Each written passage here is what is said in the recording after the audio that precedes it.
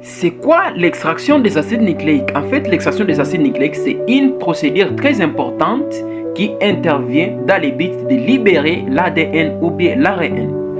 On peut faire cette extraction pour aboutir à des fins spécifiques, notamment dans les diagnostics moléculaires, d'où on a besoin de matériel génétique pour faire les tests en question. Alors maintenant, comment ça se passe en fait pour avoir l'ADN? Nous savons tous que d'abord l'ADN signifie en toutes lettres acide désoxyribonucléique. L'ADN est même la banque de l'information génétique. Ça se trouve principalement dans les noyaux. Et pour faire l'extraction, on doit libérer cet ADN qui se trouve dans les noyaux.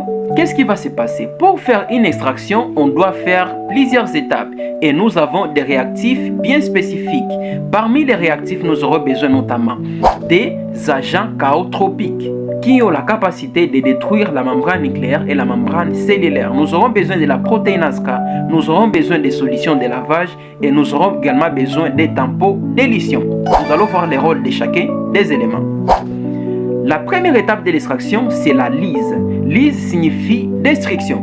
En fait, le but ici est de détruire la membrane cellulaire et la membrane nucléaire et libérer l'ADN. C'est là que va intervenir les agents chaotropiques ou bien les tampons d'Ellis qui va détruire la membrane nucléaire et la membrane cellulaire grâce à une température bien spécifique.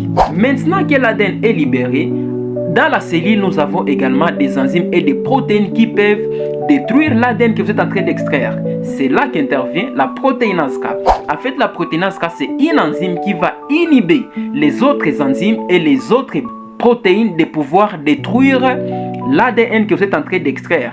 Et donc, ça va les inhiber et ça va laisser intact l'acide nucléique. Deuxième étape, c'est ce qu'on appelle la fixation. C'est là qu'intervient l'alcool.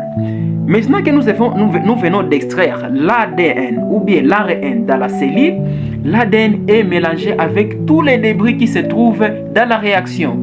Et l'alcool va fixer ou bien va retirer l'ADN des autres débris.